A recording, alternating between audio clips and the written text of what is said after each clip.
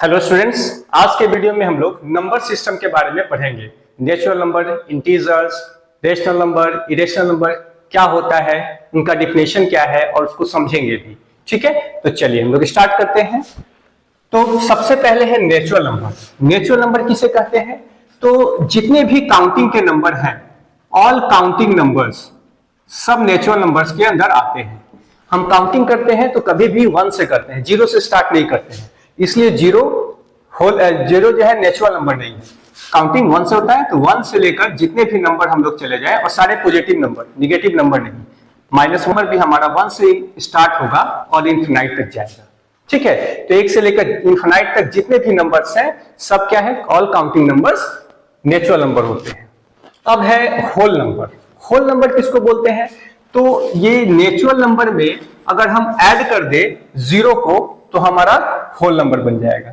ठीक है, यानी 0 plus natural number, 0 plus natural number हमारा होल नंबर बन जाएगा। दैट मीन्स वो स्टार्ट होगा 0 से, 0 1 2 3 4 ऐसे होते हुए इन्फिनाइट तक जाएगा। क्लियर है? तो नेचुरल नंबर और होल नंबर में डिफरेंस क्या है? सिर्फ 0 का। नेचुरल नंबर में 0 को ऐड कर दिया, होल नंबर बन गया। अब है इंटीजर्स। इंटीजर्स क्या होता है? तो नेचुरल नंबर, होल नंबर में हम लोग निगेटिव वाला टर्म नहीं लेते हैं, बट इंटीजर्स में निगेटिव से स्टार्ट होकर 0 से होता हुआ प्लस में इन्फिनाइट तक जाएगा। यानी माइनस इन्फिनाइट से लेकर प्लस इन्फिनाइट तक सारे नंबर क्या होंगे? इंटीजर्स होंगे। जैसे -3, -2, 0, 2, 8, 10, ऐसा ये बढ़ता हुआ इन्फिनाइट तक जा सकता है, और इधर भी ये घटता हुआ माइनस इन्फिनाइट तक चला जाएगा। ये सारे नंबर क्या होते हैं? इंटीजर्स के अंदर आते हैं। ठीक है, निगेटिव भी और पॉजिटिव भी, और 0 भी। 0 तो ना तो निगेटिव है ना पॉजिटिव, बट ये इंटीजर्स के अंदर आता है। फिर रेशनल नंबर क्या होता है? तो कोई भी नंबर जिसको हम लोग p/q के फॉर्म में लिख सके। वेयर एक चीज ध्यान देना होगा यहाँ पे कि q कभी भी 0 नहीं होना चाहिए। ठीक है, p 0 हो सकता है बट q कभी भी 0 ना हो। तो या तो नंबर p/q के फॉर्म में हो या नहीं हो तो हम उसको लिख सकते हैं। तो वैसे नंबर को हम लोग क्या बोलते हैं? Rational number.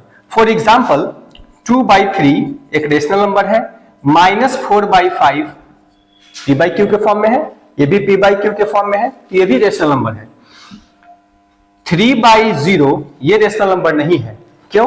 क्योंकि नीचे में 0 आ गया, डिनोमिनेटर कभी भी 0 नहीं हो सकता है, तो ये रेशनल नंबर नहीं है।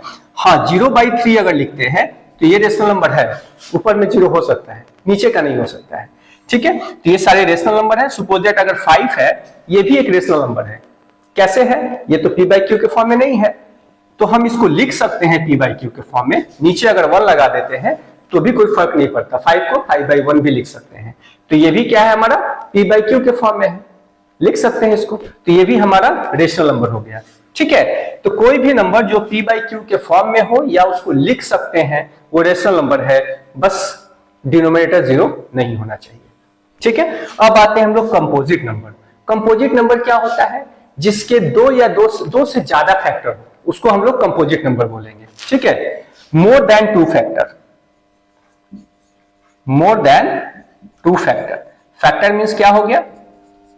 जो कटता हो, 2 नंबर से ज्यादा नंबर से कटता हो। जैसे सपोज दैट हमारा 10 है। 10 क्या है?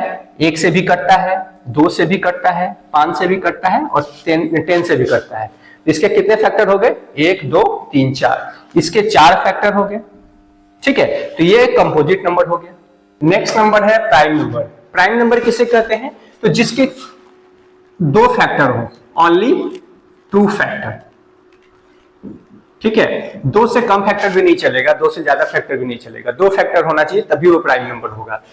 फॉर एग्जाम्पल 3 लेते हैं। 3 1 से कटता है और 3 से कटता है, इसके 2 फैक्टर हैं, तो ये क्या हो गया? 3 एक प्राइम नंबर हो गया। क्लियर है? अब 2 लेते हैं।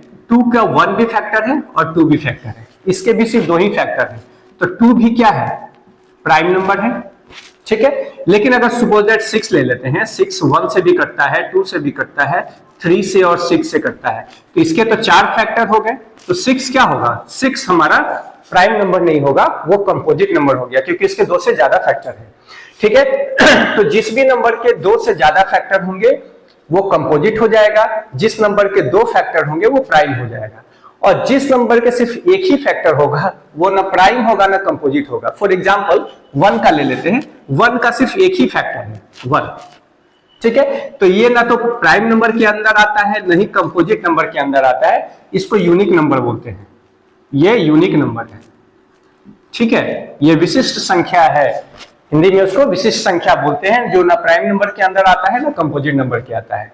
ठीक है, अब हम लोग इरेशनल नंबर भी समझ लेते हैं। रेशनल नंबर तो समझ चुके थे, जो p बाई क्यू के फॉर्म में हो।